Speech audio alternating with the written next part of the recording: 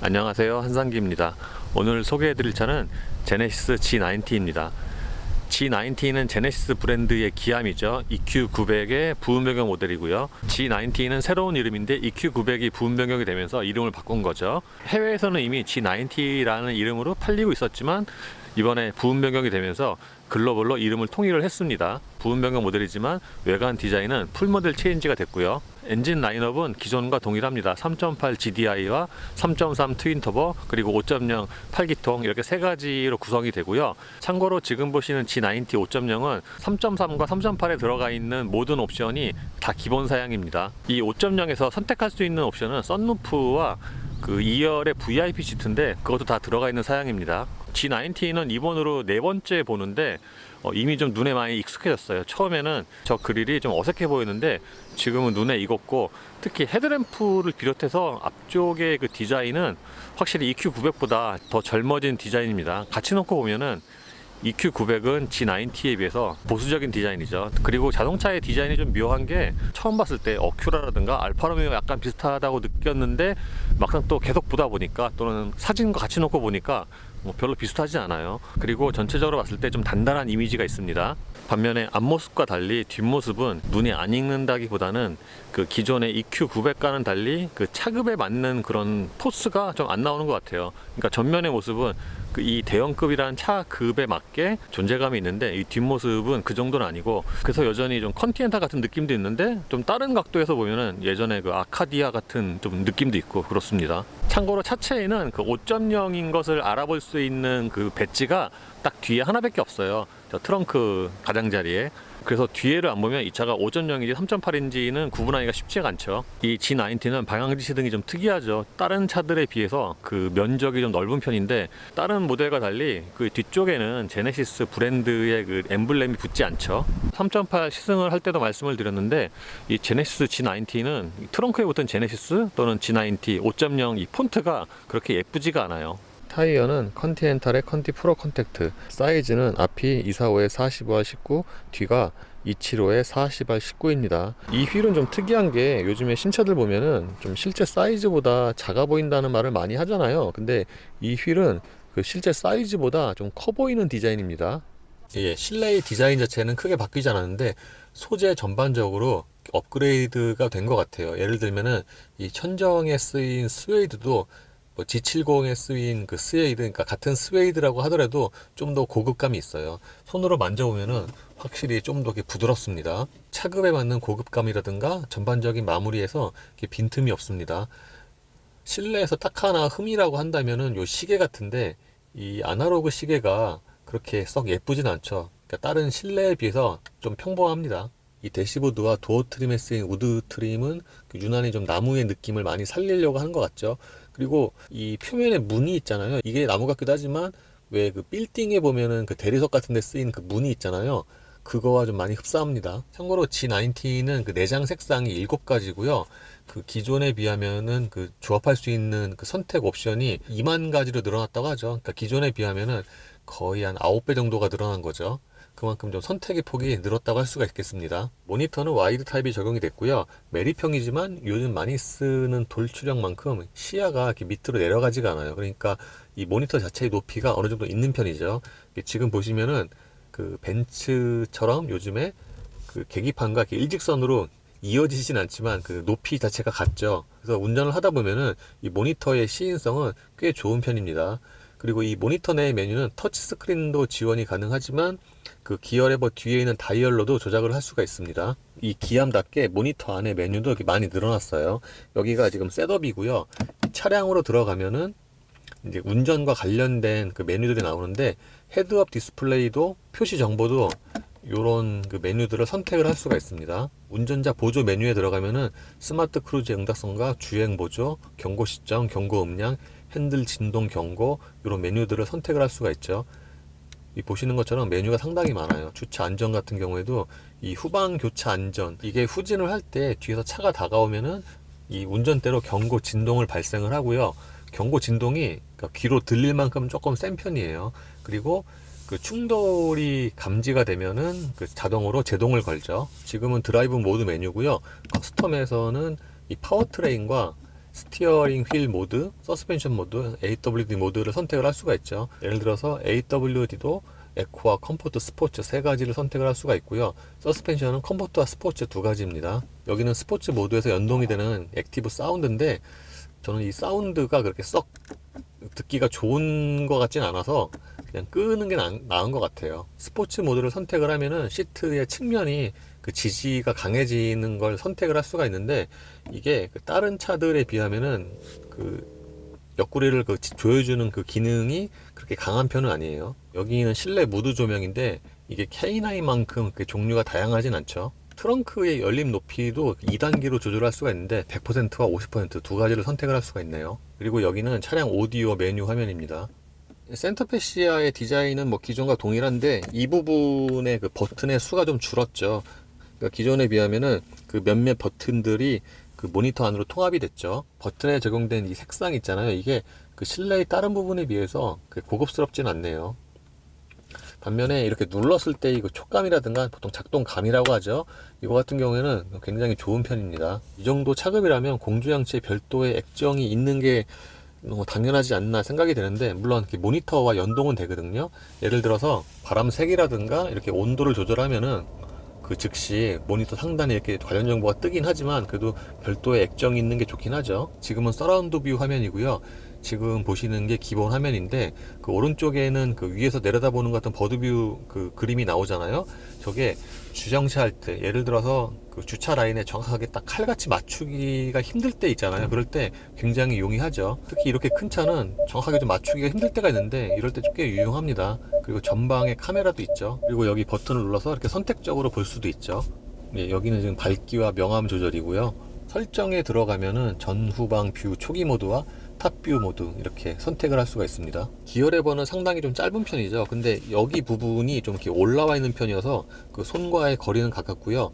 다른 전자식 기어 레버처럼 그 D 상태에서 문을 열면은 자동으로 이렇게 P로 체결이 됩니다. R과 D는 이렇게 앞뒤로 이렇게 한 번씩만 움직이면 되고요. P는 이렇게 버튼만 누르면 되죠. 기어 레버 옆에는 그 무선 충전 패드를 겸한 이 수납 공간이 있는데 이 커버 이렇게 움직임을 봐도 굉장히 부드럽습니다. 무선 충전 패드는 이렇게 올려만 놓으면은 이렇게 자동으로 충전이 시작이 되고요. 그런데 다른 현대차에 비하면은 이 앞쪽에 그 수납 공간은 좀 상대적으로 부족한 편이죠. 이 안쪽에는 또 USB도 마련이 되어 있고요. 기어 레버 옆에는 그 컨트롤러와 열선 시트, 통풍 시트, 그리고 운전대 열선. 운전대 열선 같은 경우에도 이렇게 2단계인데 운전대 2단계 열선이 그렇게 많지는 않죠. 그리고 이 버튼은 뒷유리 블라인드입니다. 이 2열 블라인드는 그 오르고 내릴 때 그 모터 소리가 좀 큰 편이네요. 센터 콘솔 박스는 이렇게 양쪽으로 열리는 방식이고요. 그 용량 자체가 그 차 크기 대비해서 그렇게 크진 않습니다. 그리고 이 안에는 12V 두 개가 마련이 되어 있고요.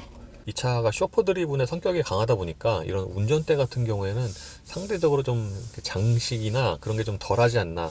예를 들어서 이런 림 같은 걸 봐도 좀 약간 디자인이 밋밋하죠. 이 정도 차급이면은 운전대도 좀 더 신경을 많이 썼을 것 같은데 그렇진 않고요. 그런데 이 손에 잡히는 가죽의 느낌은 꽤 좋은 편입니다. 그리고 스포크 왼쪽에는 음성 인식과 오디오, 오른쪽에는 트릭 컴퓨터와 크루즈 컨트롤 버튼 등이 모여 있습니다.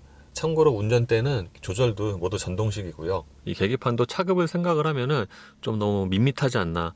그러니까 기존에 비해서 크게 달라진 게 없죠. 그러니까 기본적으로 시인성 자체는 좋은데 디자인이 그렇게 썩 예쁘진 않죠. 그리고 다른 그 현대기아차 또는 그 제네시스 브랜드와는 달리 그 가운데 액정에서 보여지는 정보는 약간 좀 줄은 편인데 물론 여기서 OK를 길게 누르면은 이렇게 설정으로 들어가긴 합니다. 여기서 스마트 크루즈 응답성이나 주행 보조, 경고 시점, 경고 음량 이런 메뉴들을 설정을 할 수가 있어요. H트랙의 그 토크 배분을 보여주는 그런 메뉴도 있을 법한데 그건 없네요. 현대차 그룹이 사용하는 이 HUD는 시인성이 상당히 좋은 편인데 이 차 역시도 그렇습니다. 시트 포지션을 가장 낮게 했을 경우에는 대략 뭐 한 10에서 12 사이가 딱 시선에 맞는 것 같아요. 그리고 지금은 가장 밝게 한 상태이고요. 이걸 너무 밝게 하면은 이렇게 보고 다닐 때 약간 좀 눈이 아플 수가 있더라고요. 속도계는 이게 가장 크게고요. 가장 작게 이게 보통입니다. 속도계 색상은 주황색과 흰색, 녹색 이렇게 세 가지를 고를 수가 있죠. 운전대 왼쪽에는 계기판 밝기 조절과 사각지대 경고장치, 차선 주의 장치, ESC 온오프 그리고 트렁크 개폐 버튼이 있는데 트렁크 개폐의 경우에는 열 때는 이렇게 짧게 한 번만 눌러주면 열리고요. 중간에 멈추고 싶으면 한 번 더 누르면 되고 그리고 닫을 때는 좀 길게 누르고 있어야 돼요. 그리고 닫을 때 중간에 멈추고 싶으면 손을 떼면 되고, G70 기존의 EQ900 그리고 이 차도 그 스마트 자세 추천 이 시스템이 있는데, 이게 여기 버튼을 누르면은 모니터에 이런 메뉴가 뜨죠. 여기서 신장과 앉은키, 몸무게를 입력을 하면은 이제 자동으로 추천 자세로 이동을 하는데, 이거 안 맞아요. 별로 도움이 안 되고요. 그냥 좀 신기한 거죠. 도어 트림은 고급스러운 것을 떠나서 저는 이 윈도우 버튼이 있는 이 부분 있잖아요. 이게 디자인이 좀 잘 됐다고 보는 게, 왜냐하면은 여기가 약간 이렇게 높이 솟아올라 있고 약간 또 경사가 져 있어 갖고 운전하다 보면은 윈도우 버튼을 이렇게 만질 때가 많잖아요. 근데 이 부분에 자연스럽게 손이 닿아요. 그래서 이 부분은 참 이렇게 디자인이 잘 됐다고 느낍니다. 도어 포켓 같은 경우에는 그 다른 제네시스 브랜드들처럼 여기 포켓 그 용량 자체가 좀 작은 편이고 이렇게 폭도 좀 좁죠. 유리는 당연히 4개 모두 다 원터치이고요. 이 1열에서 그 2열에 블라인드까지도 오르고 내릴 수 있죠. 그러니까 지금처럼 블라인드가 올려져 있는 상태에서 한번 내리면은 블라인드가 내려가고 그 다음에 유리가 내려가는 거죠. 그러니까 블라인드가 완전히 내려가고 난 다음에 유리를 내릴 수가 있어요. 시트는 성인 남자가 앉기도 충분히 넉넉하고요. 그 재질도 좋은 편입니다. 그리고 그 운전석 포지션 같은 경우에도 가장 낮게 했을 때 어느 정도는 그 내려가는 편이어서 안정된 자세가 나옵니다. 시트의 쿠션은 그 너무 푹신한 편은 아니고요. 이렇게 적당하다고 이렇게 말씀을 드릴 수가 있을 것 같아요. 그리고 이 쿠션의 앞부분은 이렇게 연장도 가능합니다. 꽤 많이 늘어나는 편이죠. 기암답게 2열의 무릎 공간은 굉장히 넉넉하고요.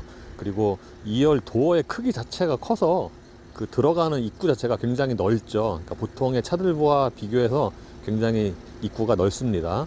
그리고 3.8 시승할 때 말씀을 드린 것처럼 이 시트, 그러니까 정자세일 때는 그 2열의 그 높이가 약간 좀 너무 껑충해요. 그래서 시트에 앉으면 좀 이렇게 안락하다기보다는 좀 약간 좀 껑충한 느낌이 있습니다. 이 버튼을 한 번만 누르면은 이 시트가 가장 편한 자세로 이동을 하는데, 이럴 때는 그 좀 전에 그 말씀드린 그 자세보다는 이렇게 훨씬 편안하죠. 시트는 양쪽 모두에 이렇게 버튼이 마련이 되어 있는데, 이 보시는 것처럼 헤드레스트까지 전부 다 전동식이에요. 헤드레스트에는 이 벌무령 베개에도 적용이 되어 있는데, 이게 일반 헤드레스트에 비하면은 그 머리를 갖다 댔을 때 진짜 훨씬 편해요. 기존에 샀던 5인승과 비교를 하면은 여기에 구조가 좀 다르죠. 기존의 5인승은 뭐 불편하긴 해도 그 가운데 사람이 앉을 수는 있었는데, 이 차는 4인승이라서 2열에 딱 2명밖에 못 앉죠. 여기가 완전히 이렇게 분리가 돼 있죠. 그리고 여기에 이 컨트롤 패널 같은 경우에는 이게 고정형이에요. 이게 암레스트가 아니고 접고 펼 수가 없습니다. 1열만큼은 아니지만 이 컨트롤 패널을 통해서는 거의 대부분의 기능을 조작을 할 수가 있는데, 여기 지금 보시는 것처럼 이 별도의 공조장치를 여기서 이렇게 조작을 할 수가 있고요. 통풍 시트도 3단계가 마련이 되어 있죠. 이거는 뒷유리 블라인드인데 확실히 뒤에 있으니까 이 모터 소리가 더 크게 들리네요. 컵홀더는 여기에 마련이 되어 있습니다. 오른쪽 게 좀 더 크네요. 그 날개도 4개고, 그리고 커버를 닫을 때는 이렇게 원터치고요. 열 때는 이렇게 밀어야죠. 모니터는 양쪽에 하나씩 마련이 되어 있고요.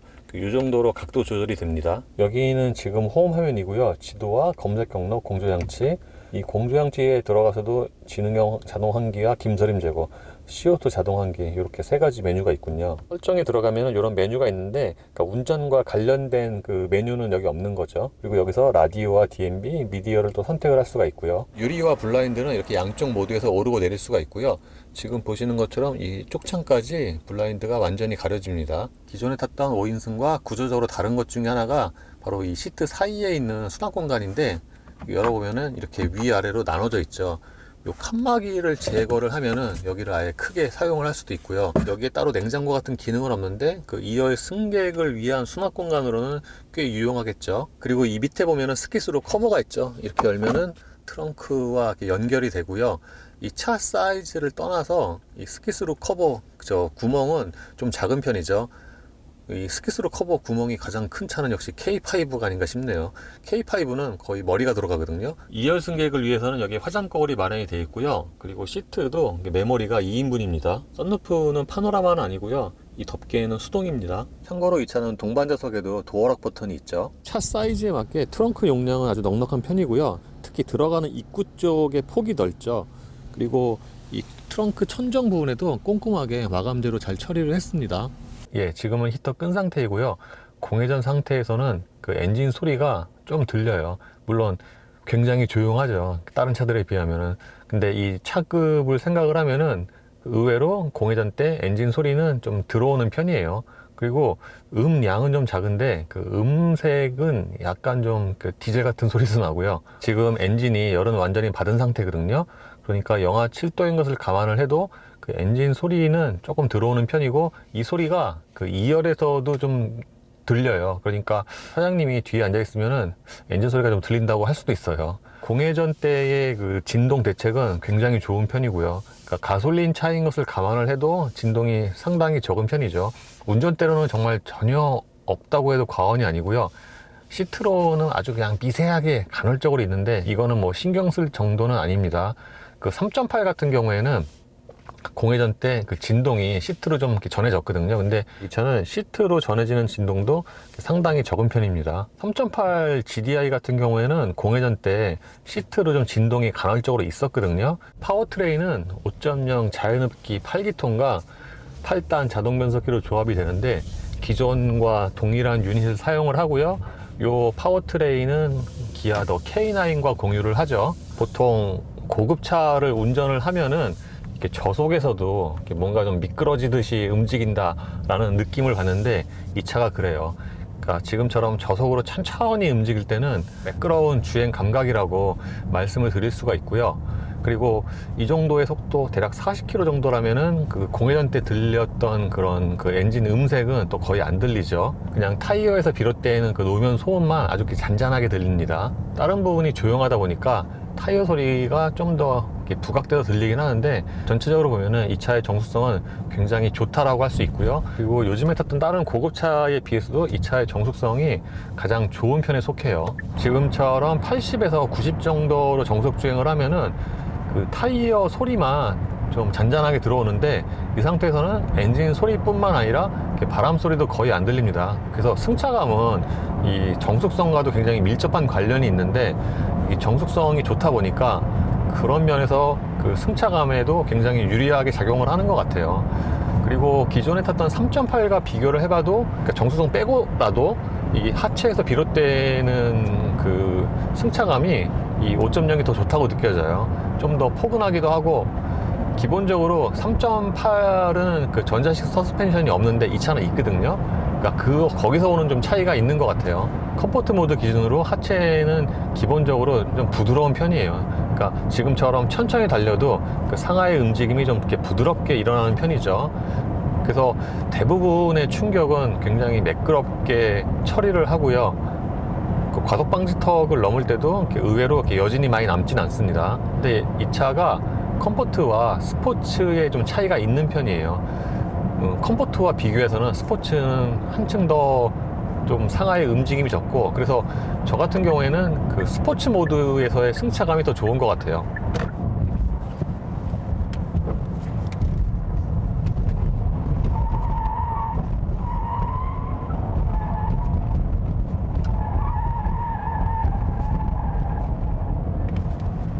컴포트 모드에서는 제가 방금 되게 상하의 움직임이 있다고 그랬잖아요. 근데 막상 코너를 빨리 진입을 하면은 의외로 그 저쪽이 그렇게 많이 주저앉진 않거든요.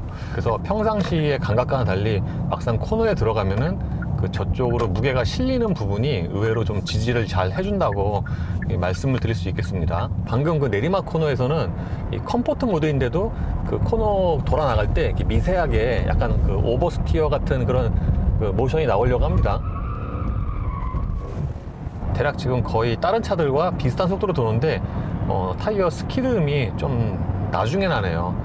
이게 지금 노면 온도와도 관계가 있는 것 같기도 하고요. 어쨌든 평소에 감각과는 달리 코너에서의 좀 안정감이 있는 편이고, 3.8과 비교하면은 얘가 좀 미세하지만 더 나은 것 같기도 하고요. 이 차에서 중요한 건 아닌데 그 정속 주행 연비는 생각보다는 괜찮은 것 같아요. 왜냐하면은 시속 90으로 하면은 대략 한 13에서 15 리터당 이 정도 순간 연비 나오고요. 시속 110에서는 10 내외로 나오는데, 그러니까 이 차의 뭐 무게라든가 그 5.0이라는 배기량을 생각을 하면은 그 정속 주행 연비는 괜찮지 않나 싶어요. 가속력은 예상한 수준인데, 이 같은 파워트레인을 쓰는 더 K9 5.0과 비교해 보면은 이 차가 좀 미세하지만 좀 더 빠른 것 같긴 해요. 이렇게 큰 차이는 아니지만 보통 상징적인 의미로 그 가장 그 상위 모델에 탑재되는 엔진의 경우에는 그 출력에 비해서 성격에 맞게 좀 느슨하게 세팅이 되는 경우가 종종 있거든요. 이 차 역시도 좀 전체적으로 좀 느긋한 편이죠.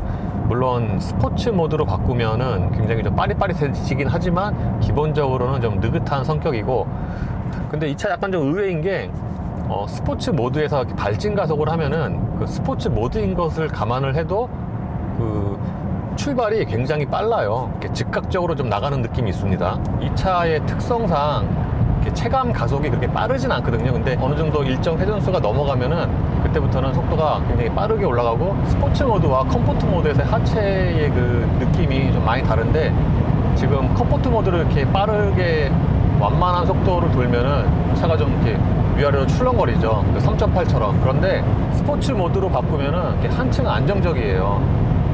기본적으로 이렇게 위아래로 움직임이 이렇게 줄어들거든요. 그래서 그 똑같은 길을 컴포트와 스포츠로 번갈아서 다 달려보면은 스포츠가 좀 더 안정적이고, 거기다가 가상 엔진 사운드 끄면은 회전수 높이 올려도 소리가 그렇게 크지 않죠. 가상 엔진 사운드는 뭐 소리의 볼륨을 떠나서 그렇게 소리가 좋지가 않거든요. 그래서 그냥 가상 엔진 사운드 꺼버리는 게 저는 더 좋은 것 같아요. 가상 엔진 사운드 끄면은 고회전을 이렇게 높게 써도 그렇게 엔진 소리가 카랑카랑한 소리가 이렇게 많이 들어오진 않아요. 커스텀 모드에서 서스펜션만 그 스포츠 모드로 하고 나머지는 그냥 컴포트로 하고 다니면 그게 딱 맞는 것 같아요. 이 차가 스포츠 모드라고 해도 뭐 이렇게 딱딱해서 승차감이 떨어진다는 아니고, 개인적으로는 스포츠 모드가 승차감이 더 좋거든요. 예, 요번에는 아까 그 동일한 오르막 코너를 그 스포츠 모드로 돌아보겠습니다.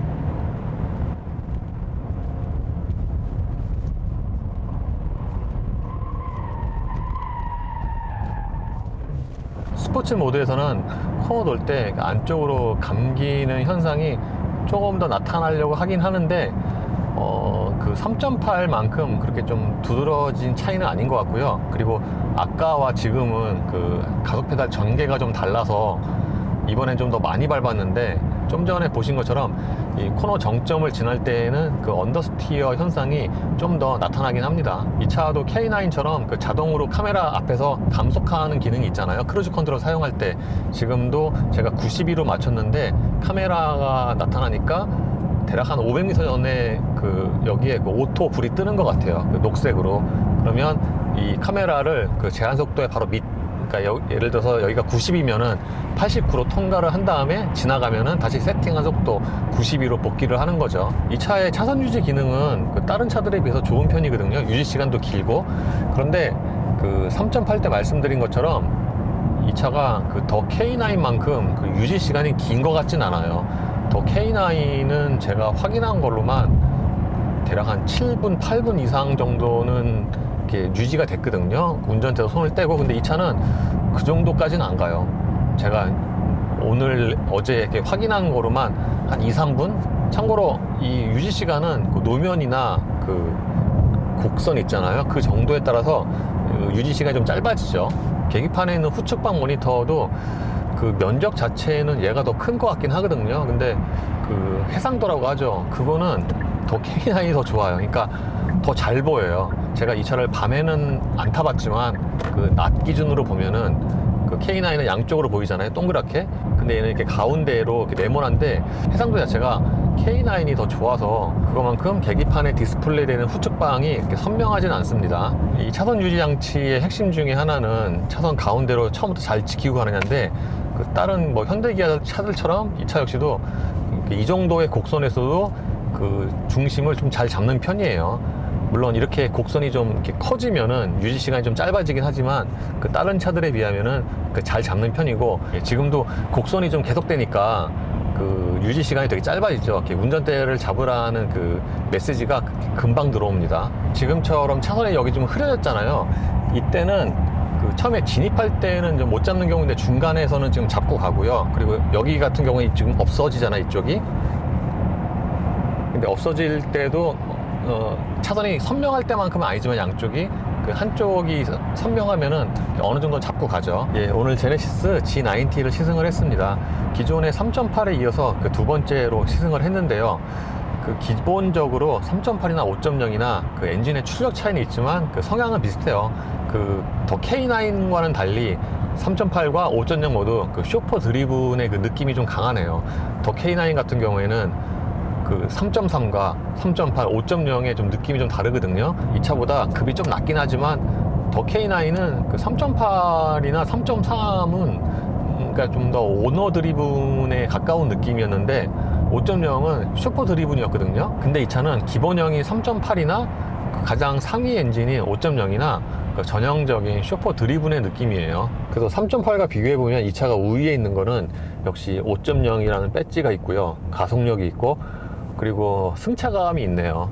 이 차가 그 3.8보다는 이렇게 아주 큰 차이는 아니지만 승차감이 더 좋다고 느껴지고요. 정숙성에서도 조금 좀 차이가 있는 것 같고, 그리고 그 진동도 있네요. 3.8은 좀 진동이 좀 있었는데, 제가 현대기아차 시승할 때 새 차 냄새가 많이 난다고 말씀을 여러 번 드렸는데, 이 차는 새 차 냄새는 안 나네요. 대체적으로 다 무난한데, 그 단점으로는 좀 잡소리가 좀 있어요. 지금은 안 나는데, 좀 열이 많이 받아서 그런지, 아까 그 아침에 그 냉간시에 시동을 걸고 주행을 좀 한참 한 후에도 저 HUD 쪽에 그 패널에서 좀 이렇게 띠리릭 하는 소리가 있었고요. 그리고 이 헤드레스트 또는 이 모니터에서 틱틱틱틱 하는 소리가 있었는데, 이게 소리는 되게 작은데 바로 귀 뒤에서 들리니까 좀 이렇게 크게 들리죠. 지금은 안 나네요. 예, 이로써 제네시스 G90 5.0의 시승을 마치겠습니다. 감사합니다. 다음 시승은요, 닛산 엑스트레일이 있고요, 렉스턴 스포츠 롱바디가 있고, 그리고 팰리세이드 8인승 디젤, 팰리세이드 가솔린이 있습니다.